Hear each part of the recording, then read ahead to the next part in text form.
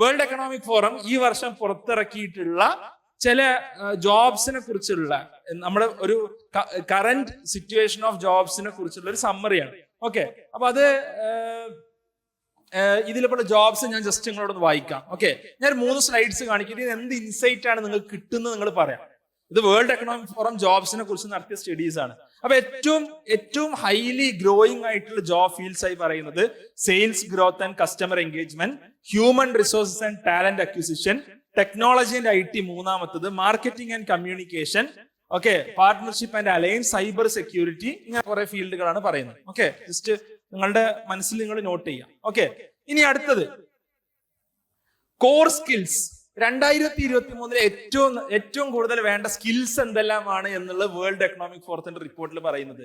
First skill എന്നുള്ളത് analytical thinking, second skill ഏറ്റവും കൂടുതൽ ആ ഒരു ഓർഡറിലായിട്ടുള്ളത്, രണ്ടാമത്തത് ക്രിയേറ്റീവ് തിങ്കിങ്, മൂന്നാമത്തത് റെസിലിയൻസ്, ഫ്ലെക്സിബിലിറ്റി ആൻഡ് അജിലിറ്റി, നാലാമത്തേത് motivation and self awareness, 5 curiosity and life long learning, 6 technological literacy, okay, 7 dependability and attention to detail, 8 empathy and active listening, leadership and social influence. Okay, ഇതൊക്കെയാണ് അടുത്ത ഈ 2023 നമുക്ക് വേണ്ട ഏറ്റവും പ്രധാനപ്പെട്ട skills ആയി പറയുന്നത്. ഇനി മൂന്നാമതൊരു കാര്യം കൂടി അതേ റിപ്പോർട്ടിൽ നിന്ന് ഞാൻ കാണിക്കാം. ഇത് supply and demand for skills ആണ്. ഓക്കെ, അതായത് നിങ്ങളെപ്പോലെ ഒരുപാട് ആളുകൾ പുതിയ സ്കിൽസ് ഏൺ ചെയ്യാൻ വേണ്ടിയിട്ട് ഓൺലൈനായിട്ട് ഓഫ്ലൈനിലായിട്ട് ഒരുപാട് പ്ലാറ്റ്ഫോംസിൽ പണിയെടുക്കുന്നുണ്ടല്ലോ, അല്ലെ? നിങ്ങൾ ചെയ്ത പോലെ ഒരുപാട് ആൾക്കാർ എടുക്കുന്നുണ്ട്. ഏറ്റവും കൂടുതൽ വേൾഡിൽ ആശ്രയിക്കുന്ന ഒരു പ്ലാറ്റ്ഫോം എന്താണ്? കോഴ്സറയാണ്. ഓക്കെ, കോഴ്സറയിൽ നിങ്ങൾ ലെഫ്റ്റ് ആക്സിസിൽ Y ആക്സിസിൽ കാണുന്നത് കോഴ്സറയിൽ ഏറ്റവും കൂടുതൽ ആളുകൾ സമയം സ്പെൻഡ് ചെയ്തത് ഏത് സ്കില്ലിനാന്നുള്ളതാണ്. റൈറ്റില് താഴെയുള്ള X ആക്സിസിൽ നിങ്ങൾ കാണുന്നത് എന്താണെന്ന് വെച്ചാൽ 2023 to 2027 കമ്പനീസിന് ഏറ്റവും കൂടുതൽ ആവശ്യമുള്ള സ്കിൽ ഏതാന്നുള്ളതാണ്. ഓക്കെ, അപ്പൊ റൈറ്റിലോട്ട് പോകും തോറും ആ സ്കിൽസ് ആണ് ആളുകൾക്ക് ഏറ്റവും ആവശ്യമുള്ള സ്കിൽസ്. ഓക്കെ, അപ്പൊ മേലെ നോക്കുകയാണെങ്കിൽ ഏറ്റവും മേലെ കാണുന്നത് പ്രോഗ്രാമിംഗ് ആണ്. ഏറ്റവും കൂടുതൽ ആളുകൾ കോഴ്സറയിൽ പഠിച്ചിട്ടുള്ളത് എന്താണ്? ഏറ്റവും കൂടുതൽ ഹവേഴ്സ് സ്പെൻഡ് ചെയ്തിട്ടുള്ളത് പ്രോഗ്രാമിങ്ങിനാണ്. അതേപോലെ നെറ്റ്വർക്ക്സ് ആൻഡ് സൈബർ സെക്യൂരിറ്റിക്കാണ്. ഓക്കെ, അതേപോലെ design and user experience UI UX related സംഭവങ്ങൾക്കാണ് ഏറ്റവും കൂടുതൽ ടൈം സ്പെൻഡ് ചെയ്ത ആൾക്കാർ പഠിച്ചിട്ടുള്ളത്. എന്നാൽ കമ്പനികൾക്ക് ഏറ്റവും ആവശ്യം 2023 to 2027 നിങ്ങളിപ്പോ പഠിച്ചിറങ്ങാൻ പോകുന്ന ഈ 5 വർഷത്തെ നിങ്ങളുടെ കരിയറിന്റെ ഇനീഷ്യൽ ഫ്രെയിമിൽ ഏറ്റവും കൂടുതൽ ആളുകൾക്ക് ആവശ്യമുള്ളത് എന്താണ്? Creative thinking, leadership and social influence, curiosity and life long learning, AI and big data, analytical thinking, resilience, flexibility and agility. ഈ 3 സ്ലൈഡ്സ്, ഈ 3 ആക്ച്വൽ ഗ്രാഫ്സ് കാണുമ്പോൾ നിങ്ങൾക്ക് മനസ്സിലായ ഒരു കാര്യം എന്താ? നിങ്ങൾ എന്തെങ്കിലും ഒബ്സർവേഷൻസ് ഉണ്ടോ? ഈ സ്കിൽസ് ഒക്കെ ഏറ്റവും കൂടുതൽ ആവശ്യമുള്ള നേരത്തെ കാണിച്ച സ്കിൽസ് ഒക്കെ what kind of top core സ്കിൽസിൽ ടെക്നോളജി ആൻഡ് IT വരുന്നത് ഒറ്റ പ്രാവശ്യം മാത്രം. ഓക്കെ, ബാക്കി 9 സ്കിൽസും എന്താണ്? അത് ആസ് എ പേഴ്സൺ നമ്മുടെ ഒരു സോഫ്റ്റ് സ്കില്ലുമായി ബന്ധപ്പെട്ട കാര്യം അല്ലെ? നിങ്ങൾ നോക്കുകയാണെങ്കിൽ അതേപോലെ അനലിറ്റിക്കൽ തിങ്കിങ്ങും ഫുള്ളി ഒരു സോഫ്റ്റ് സ്കില്ലല്ല, കുറച്ചുകൂടി നമ്മുടെ ആക്ച്വൽ ഒരു സബ്ജക്റ്റിലോട്ട് ഇറങ്ങി ചെല്ലേണ്ടതാണ്. ബാക്കി വരുന്ന സംഭവങ്ങൾ അതിൽ റെസിലിയൻസ് ഉണ്ട്, അതേപോലെ മോട്ടിവേഷൻ ആൻഡ് സെൽഫ് അവയർനെസ് ഉണ്ട്, ക്യൂരിയോസിറ്റി ഉണ്ട്, അതേപോലെ തന്നെ ഡിപ്പെൻഡബിലിറ്റി ഉണ്ട്. ഈ കാര്യങ്ങളൊക്കെ എന്താണ്? ആസ് എ പേഴ്സൺ നമുക്ക് ഉണ്ടോ ഇല്ലേ എന്ന് നമ്മൾ ആലോചിക്കേണ്ട വിഷയങ്ങളാണ്. അതേപോലെ തന്നെ ലീഡർഷിപ്പ്, അതേപോലെ തന്നെ ഏറ്റവും കൂടുതൽ ആളുകൾക്ക് ആവശ്യമുള്ള ടെക്നോളജി സ്കിൽ എന്നുള്ള AI ആൻഡ് ബിഗ് ഡേറ്റയാണ്. ബാക്കി പ്രോഗ്രാമിംഗ് ഇതൊന്നും യൂസ്ഫുൾ അല്ല എന്നല്ല പറയുന്നത്. നേരെ മറിച്ച് അതിന് സ്പെൻഡ് ചെയ്യുന്ന സമയം കുറച്ചുകൂടി നമ്മളെ ആക്ച്വലി സ്പെൻഡ് ചെയ്യേണ്ടത് എവിടെയാണ്? നമ്മൾ ആസ് എ പേഴ്സൺ എംപ്ലോയബിൾ ആണോ അല്ലേ എന്നുള്ളത് ഉറപ്പുവരുത്താൻ വേണ്ടിയിട്ടാണ്. ഓക്കെ, കഴിഞ്ഞ ദിവസം എന്റെ ഓഫീസിൽ മുമ്പ് വർക്ക് ചെയ്തിരുന്ന ഒരു പയ്യനുണ്ട്. ഓക്കെ, അവന് കഴിഞ്ഞ ദിവസം ഞങ്ങളെ വിളിച്ചിട്ട് പറഞ്ഞു, ഞാനിപ്പോൾ ഉള്ള സ്ഥലത്ത് നിന്ന് ഇറങ്ങാണ്, അവിടെ ഒരു പല കാരണങ്ങളാൽ തന്നെ അവിടെ നിന്ന് ഇവിടെ ജോലിയിൽ നിന്ന് പോയതാണ്, എനിക്ക് അവിടെ ഒരു ജോലി തരുമെന്ന് വെച്ച്. അപ്പൊ ഞാൻ ചോദിച്ചു എന്താ ഇറങ്ങാൻ കാരണം എന്ന് ചോദിച്ചു. അപ്പൊ പറഞ്ഞു അവിടെ പണി കൂടുതലാണ്, അതുകൊണ്ട് ഞാൻ ഇറങ്ങുകയാണ്, നിങ്ങൾ അവിടെ ഒരു ജോലി തരുമോ? അങ്ങനെ പറയുന്ന ഒരാൾക്ക് നമ്മൾ ജോലി കൊടുക്കുമല്ലേ? എനിക്ക് അവിടെ പണി കൂടുതലാണ്, അതുകൊണ്ട് ഞാൻ അവിടെ ഇറങ്ങും, നിങ്ങളുടെ ജോലി ചോദിച്ചാൽ അതിന്റെ അർത്ഥം എന്താ? ഇവിടെ ഒന്ന് പണിയൊക്കെ എടുക്കാതിരിക്കാം ഇല്ലേ? അപ്പൊ നിങ്ങളൊന്ന് ആലോചിച്ചൊക്കെ, ഇത് മൈൻഡ് സെറ്റ് പ്രോബ്ലം ആണ് അല്ലെ? നമ്മുടെ മൈൻഡ് സെറ്റിലുള്ള പ്രോബ്ലം ആണ്. നമ്മൾ എന്ത് സ്കില്ല് പഠിച്ചിട്ടും കാര്യമില്ല. അവിടെ എക്സൽ ചെയ്യണമെന്നുണ്ടെങ്കിൽ നമ്മളെ എംപ്ലോയബിൾ ആക്കുന്ന കുറച്ച് കാര്യങ്ങളുണ്ട്. ആ കാര്യങ്ങളാണ് ഈ പറഞ്ഞ ക്യൂരിയോസിറ്റിയും ലൈഫ് ലോങ് ലേണിങ്ങും ഇങ്ങനത്തെ സംഭവങ്ങളൊക്കെ. ഓക്കെ, ഇത് പറയാൻ എളുപ്പമാണ്, പക്ഷെ നമ്മുടെ ലൈഫിൽ ഈ കാര്യങ്ങൾ എങ്ങനെ കൊണ്ടുവരണം എന്നുള്ളതാണ് നമ്മൾ മനസ്സിലാക്കണം. അപ്പൊ human centric skills are more important than ever. കാരണം ഇവിടെ നമ്മുടെ ഒരു വർക്ക് പ്ലേസ് കൾച്ചർ കൂടി മാറിക്കൊണ്ടേയിരിക്കുകയാണ്. ഞാൻ ഇന്റലിന്റെ ഓഫീസിൽ ഈ വർഷം പോയിട്ടേ ഇല്ല, കംപ്ലീറ്റ്ലി റിമോട്ട് ആയിട്ട് വർക്ക് ചെയ്ത്. കഴിഞ്ഞ വർഷം 2022 ഒറ്റ ദിവസം ഞാൻ ഓഫീസിൽ പോയത്, ഒരു ദിവസം മാത്രം. കഴിഞ്ഞ 4 വർഷത്തിനിടയിൽ വെറും 2 ദിവസമാണ് ഞാൻ ഓഫീസിൽ പോയത്. ഒന്ന് ആലോചിച്ച് നോക്കുക, how our workplace is changing. അപ്പൊ റിമോട്ട് ആയിട്ട്, ബ്ലെൻഡഡ് ആയിട്ട്, ഹൈബ്രിഡ് ആയിട്ട് ഒരാൾ വർക്ക് ചെയ്യണമെന്നുണ്ടെങ്കിൽ അയാളെ മാനേജ് ചെയ്യാൻ വേണ്ട സ്കിൽസ് എന്താണ്? വളരെ പ്രധാനമാണ്, അല്ലെ? അതേപോലെ തന്നെ ഒരു ടീമായിട്ട് വർക്ക് ചെയ്യണം, അല്ലെ? നമ്മുടെ സ്കിൽസ് എന്നുള്ളത് ഇന്റർ ഡിസിപ്ലിനറി ആവണം. ഇന്ന് ഒരു ഏരിയയിൽ മാത്രം, സാധാരണ എപ്പോഴും ഒരു 15-20 വർഷം മുമ്പ് വരെ ഒരു ഏരിയയിൽ ഭയങ്കര എക്സ്പെർട്ടീസ് ഉള്ള ആൾക്കാർ ആവശ്യമായിരുന്നു. ഇന്ന് അതിനേക്കാളും ആവശ്യം പല കാര്യങ്ങൾ അറിയുന്ന ആൾക്കാരെയാണ്. ഇപ്പോ ഓപ്പൺ എ അല്ലെ, വേൾഡിലെ ഏറ്റവും വലിയ ഇന്നോവേഷൻ കഴിഞ്ഞൊരു ഇയറിൽ കൊണ്ടുവന്ന ഒരു കമ്പനിയാണ് ഓപ്പൺ എ. ChatGPT ഇൻട്രൊഡ്യൂസ് ചെയ്തപ്പോ അതിൽ എന്തൊക്കെ സ്കിൽ സെറ്റ് ഉള്ള ആളുകൾ അതിലുണ്ടായിട്ടുണ്ടാവും, അല്ലെ എന്തിലൊക്കെ എക്സ്പെർട്ടീസ് ഉള്ള ആളുകൾ അതിലുണ്ടായിട്ടുണ്ടാവും? ആ ഒരു ടീമിൽ എന്തൊക്കെ വേണ്ടി വരും നമ്മൾ പറയാം. ChatGPT പോലത്തെ ഒരു സിസ്റ്റം, ഒരു ലാർജ് ലാംഗ്വേജ് മോഡൽ ഡെവലപ്പ് ചെയ്യണമെന്നുണ്ടെങ്കിൽ what kind of expertise you need? എന്തൊക്കെ ഏരിയയിൽ എക്സ്പെർട്ടീസ് ഉള്ള ആൾക്കാർ വേണം? Machine learning, right, very good. Machine learning, AI expertise ഉള്ള ആൾക്കാർ വേണം. പിന്നെ പ്രോഗ്രാമേഴ്സ് വേണം. പിന്നെ ഡിസൈനേഴ്സ്, അതിന്റെ ഒരു UI UX ഡിസൈനേഴ്സ്, മറ്റു കാര്യങ്ങളൊക്കെ വേണം. പിന്നെ മലയാളത്തില് ChatGPT-നോട് ചോദിച്ച ആൾക്കാരില്ലേ? മലയാളം ഇംഗ്ലീഷൊക്കെ വർക്ക് ചെയ്യണില്ല. അപ്പൊ എന്ത് കൈൻഡ് ഓഫ് ആൾക്കാർ വേണ്ടിവരും? ലാംഗ്വേജ് അറിയുന്ന ആൾക്കാർ വേണ്ടിവരും, ലിംഗ്വിസ്റ്റിക് എക്സ്പേർട്സ് വേണ്ടിവരും, അല്ലെ? പിന്നെ എല്ലാ ചോദ്യങ്ങൾക്കും ChatGPT മറുപടി അറിയോ? വളരെ ഒഫെൻസീവ് ആയിട്ടൊരു കാര്യം ചോദിച്ചാലോ മറുപടി അറിയോ? ഇല്ല. ഇതെന്താണ്? ഇതിന് മറുപടി അറിയാൻ പാടില്ല എന്ന് പറയും, അല്ലെ? എത്തിക്സ് എന്നുള്ളത് വളരെ പ്രധാനമാണ്. എത്തിസിസ്റ്റ് വേണം. എത്തിക്സ് ഇതിലോട്ട് എന്ത് ചെയ്യണം? എംബഡ് ചെയ്യണം, അല്ലെ? ഇതിന് ലീഗൽ കാര്യങ്ങൾ നോക്കണം. ഇതിലെ ഒരു ലാംഗ്വേജ് എന്താണ്? ഒരു എഞ്ചിനീയർക്ക് what kind of languages will be used, അതിലെ ലാംഗ്വേജസിന്റെ ഡിഫറെന്റ് എന്താണ്, അത് എങ്ങനെയാണ് ഉപയോഗിക്കപ്പെടുന്നത് എന്നുള്ള കാര്യം അറിയണം. അതേപോലെ ഇതിന് വർക്ക് ചെയ്യുന്ന ഒരു ലിംഗ്വിസ്റ്റിന് അല്ലെങ്കിൽ ലാംഗ്വേജ് എക്സ്പേർട്ടിന് ഇതിന്റെ ടെക്നോളജി ഒന്നും ഞാൻ അറിയില്ല എന്ന് വാശി പിടിച്ചിട്ട് കാര്യമില്ല. ഒരു മിനിമം ലെവൽ ഓഫ് ടെക്നോളജി ധാരണയുള്ള ഒരാൾക്ക് എന്ത് ചെയ്യാൻ പറ്റുള്ളൂ? ഇതിൽ വർക്ക് ചെയ്യാൻ പറ്റുള്ളൂ. ഓക്കെ, അപ്പൊ പണ്ടത്തെ ഒരു ഇംഗ്ലീഷിലൊരു പഴഞ്ചൊല്ലുണ്ട്, എന്ത്? Jack of all master of none. ചില ആൾക്കാരുണ്ടാവും, എന്തിനെ കുറിച്ച് ചോദിച്ചാൽ അവർക്ക് എന്തെങ്കിലും ഒരു ഒപ്പീനിയൻ ഉണ്ടാവും, പക്ഷെ ഒന്നിനെ കുറിച്ചും വളരെ ഡീറ്റെയിൽഡ് ആയിട്ട് അറിയില്ല. അവരെ കളിയാക്കാനാണ് ഈ പഴഞ്ചൊല്ല് സാധാരണ ഉപയോഗിച്ചിരുന്നത്. പക്ഷെ ഇന്ന് ആ പഴഞ്ചൊല്ല് അനർത്ഥമാണ്. കാരണം ഇന്ന് എല്ലാത്തിനെ കുറിച്ചും ഒന്നിനൊരു മാസ്റ്റർ ഇല്ലെങ്കിൽ പോലും എല്ലാത്തിലും അറിവുള്ള ആളുകളെ, ജനറലിസ്റ്റുകളെ വേൾഡിൽ വളരെയധികം ആവശ്യമാണ് എന്നുള്ളിടത്താണ് പോകുന്നത്. So go Inter disciplinary. നമ്മളെ ഒരൊറ്റ കാര്യത്തിൽ ഒതുങ്ങി നിൽക്കുന്നവരാവരുത്.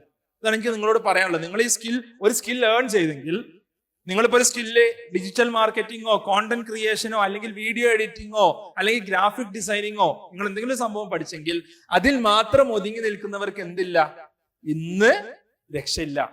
അതിനപ്പുറം പോവാൻ നമുക്ക് സാധിക്കണം. നിങ്ങൾ കമ്പനിയിൽ വർക്ക് ചെയ്യുകയാണെങ്കിൽ ആ കമ്പനിയുടെ നീഡ്സ് അറിഞ്ഞുകൊണ്ട് അവിടെ പെരുമാറാൻ നിങ്ങൾക്ക് സാധിക്കണം.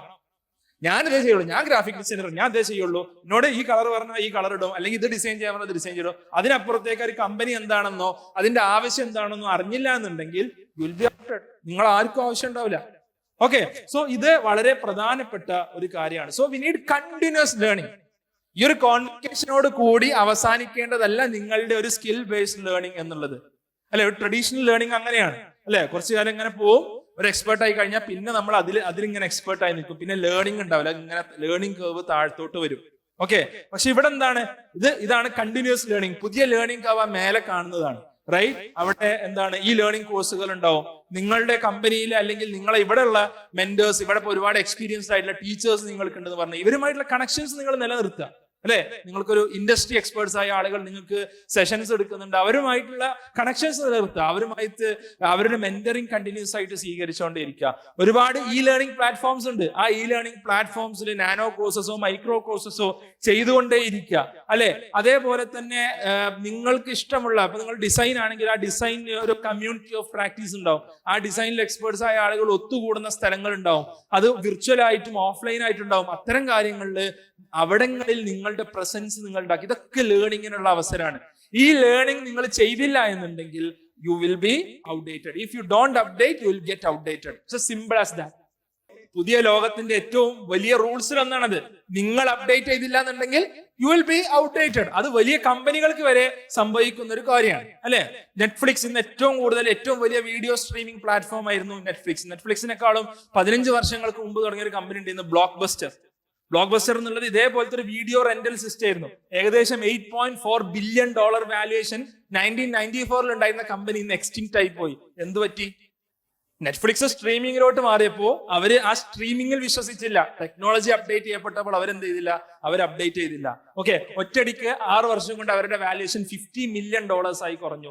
$8 ബില്യൺ വാല്യുവേഷൻ ഉണ്ടായിരുന്ന കമ്പനി നെറ്റ്ഫ്ലിക്സോ ഇന്ന് $203 ബില്യൺ വാല്യുവേഷൻ ഉള്ള കമ്പനിയാണ് നെറ്റ്ഫ്ലിക്സ്.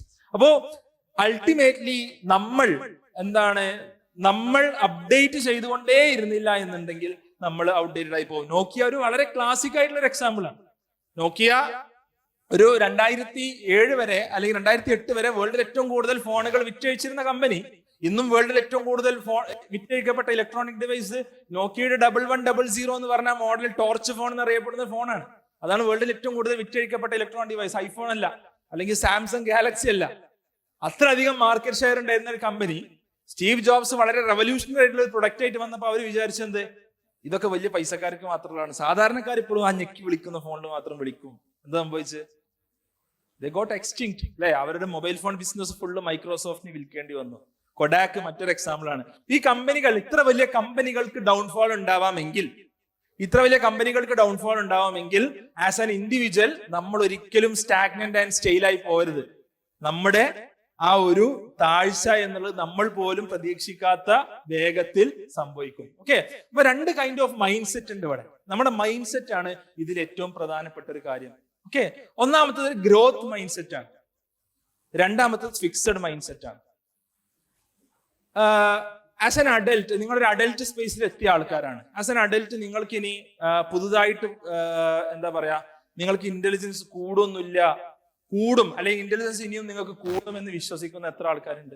ഇനി ബുദ്ധി കുറച്ചും കൂടി നന്നായിട്ടൊക്കെ ബുദ്ധിയൊക്കെ വെക്കാം, അല്ലെങ്കിൽ കൂടുതൽ ഇന്റലിജന്റ് ആവാം എന്നൊക്കെ വിശ്വസിക്കുന്ന എത്ര ആൾക്കാരുണ്ട്?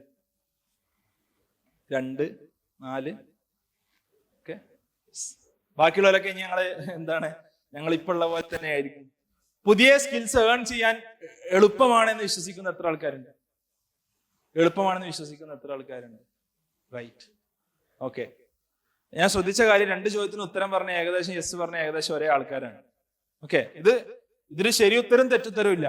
But this is A mind set. Okay, ഈ യെസ് പറഞ്ഞ ആൾക്കാർക്ക് ഇൻ ജനറൽ ഒരു ഗ്രോത്ത് മൈൻഡ് സെറ്റ് ആയിരിക്കും ഉണ്ടാവുക.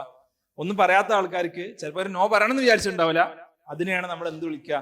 ഫിക്സഡ് മൈൻഡ് സെറ്റ് എന്ന് വിളിക്കുക. Okay, so there is a difference between growth mindset and fixed mindset. എന്താ വ്യത്യാസം? ഗ്രോത്ത് മൈൻഡ് സെറ്റ് എന്നുള്ളത് എപ്പോഴും വിചാരിക്കുക every failure is an opportunity to grow. നമുക്ക് എന്തെങ്കിലും തോൽവി സംഭവിച്ചാൽ അത് പുതിയൊരു ഓപ്പർച്യൂണിറ്റി. എനിക്ക് അറിയാത്ത എന്തോടുണ്ട്, ഞാൻ അടിപൊളി ഇല്ലാത്ത എന്തൊരു സംഭവം ഉണ്ട്, അവിടെ ഞാൻ എന്താവണം?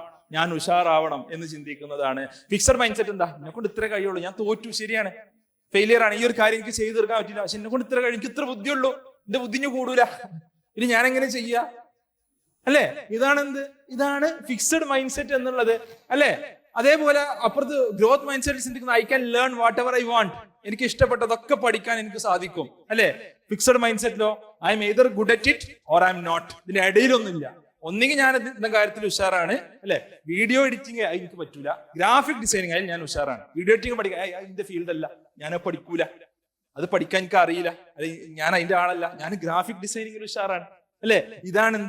ഇതാണ് ഫിക്സഡ് മൈൻഡ് സെറ്റും ഗ്രോത്ത് മൈൻഡ് സെറ്റും തമ്മിലുള്ള വ്യത്യാസം, അല്ലെ? ഒരു വിഭാഗം ആളുകൾ വിശ്വസിക്കുന്നത് മൈ എഫേർട്ട് ആൻഡ് അബിലിറ്റീസ്, അതാണ് എന്ത് ചെയ്യുന്നത്? മൈ എഫേർട്ട് ആൻഡ് ആറ്റിറ്റ്യൂഡ്, എന്റെ എഫേർട്ടും ആറ്റിറ്റ്യൂഡാണ് എന്റെ അബിലിറ്റീസ് നിർണ്ണയിക്കുന്നത്. മറ്റേ ആൾ പറയുന്നത് എന്താണ്? എന്റെ പൊട്ടൻഷ്യൽ എന്നുള്ളത് പ്രീ ഡിറ്റർമിൻഡ് ആയിട്ടുള്ള കാര്യമാണ്, അത് മാറൂല, there is no change in that. എനിക്ക് ഇത്ര ബുദ്ധിയാണുള്ളത്, എനിക്ക് ഇത്ര കഴിവാണുള്ളത്, ആ കഴിവിന്റെ അപ്പുറത്തോട്ട് പോകൂല. ഇതൊരു മൈൻഡ് സെറ്റ് പ്രോബ്ലം ആണ്. ഈ മൈൻഡ് സെറ്റ് നമ്മൾ എപ്പോഴും ആ ഫിക്സഡ് മൈൻഡ് സെറ്റ് എന്ന് മാറിയിട്ട് ഗ്രോത്ത് മൈൻഡ് സെറ്റിൽ എത്താതെ നമ്മൾ രക്ഷപ്പെടൂല. നേരത്തെ പറഞ്ഞ എന്ത് സ്കിൽ ഏൺ ചെയ്യണമെന്നുണ്ടെങ്കിലും it's not just out of necessity. ഒരു പണിയില്ല എന്നുള്ളത് കൊണ്ട് മാത്രമല്ല നമ്മൾ സ്കിൽ ഏൺ ചെയ്യുന്നത്, അല്ലെ? അത് നെസസിറ്റിക്ക് അപ്പുറം നമുക്ക് പുതിയ കാര്യങ്ങൾ ട്രൈ ഔട്ട് ചെയ്യാനുള്ള ഒരു വഴി കൂടിയാണ്. നമുക്ക് പുതിയ കാര്യങ്ങൾ എക്സ്പ്ലോർ ചെയ്യാനുള്ള ഒരു വഴി കൂടിയാണ് അത് എന്നുള്ളത് മനസ്സിലാക്കുക. ഓക്കെ, അപ്പൊ നമ്മുടെ മൈൻഡ് സെറ്റ് നമ്മൾ മാറ്റണം. നേരത്തെ ഞാൻ ചോദിച്ച ഉത്തരത്തിന് എല്ലാവരും ഇവിടെ കൈ പൊക്കി ഉത്തരം പറയുന്ന ഒരു അവസ്ഥയിലോട്ട് നമ്മൾ മാറ്റണം. ഓക്കെ, ഇവിടെ എന്താണ് ഗ്രോത്ത് മൈൻഡ് സെറ്റ് അല്ലെ?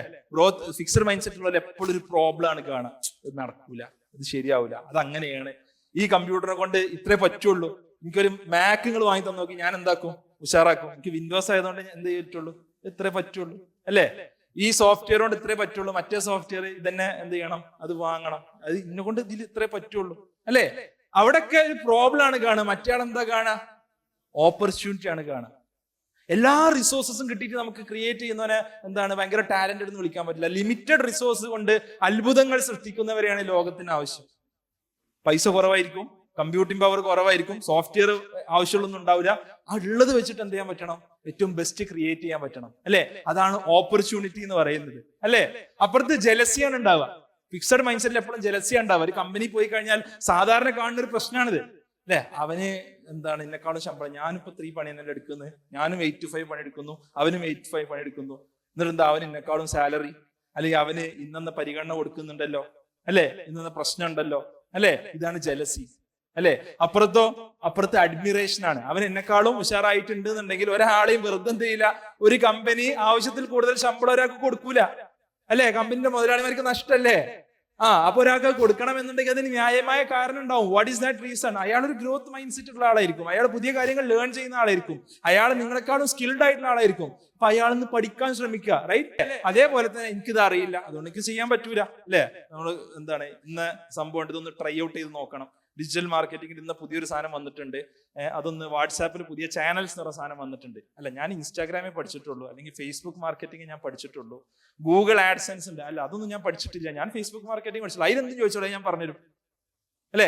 അതിനപ്പുറം എന്ത് ചെയ്യണം, പുതിയ കാര്യങ്ങൾ ട്രൈ ഔട്ട് ചെയ്യാം, നമുക്ക് നോക്കാം അല്ലെ? നമുക്കൊന്ന് ചെയ്ത് നോക്കാം, നമുക്ക് എക്സ്പെരിമെന്റ് ചെയ്ത് നോക്കാം, ഞാനൊന്ന് വായിച്ച് പഠിക്കട്ടെ, ഞാൻ അതിലെ വീഡിയോസ് ഒക്കെ ഒന്ന് കണ്ടു നോക്കട്ടെ എന്ന് ആർക്ക് ചിന്തിക്കാൻ കഴിയുന്നു അയാളാണ് ഗ്രോത്ത് മൈൻഡ് സെറ്റ് ഉള്ള ആൾ, റൈറ്റ്? ഡോണ്ട് നോ എന്നുള്ളതിന് പകരം ഫൈൻഡ് ഔട്ട് എന്നുള്ളതായിരിക്കണം നമ്മുടെ മോട്ടോ എന്നുള്ളത്, റൈറ്റ്? അതേപോലെ തന്നെ എന്തെങ്കിലും ചീത്ത പറഞ്ഞാൽ അപ്പൊ എന്താവും, ചീത്ത പറയാൻ മീൻസ് എന്തെങ്കിലും ഒരു ക്രിറ്റിസിസം പറഞ്ഞാൽ അത് ഹേർട്ട് ആവും അല്ലെ? അതിന് പകരം അതിനൊരു ഫീഡ്ബാക്ക് ആക്കി എടുക്കാൻ നമുക്ക് സാധിക്കണം.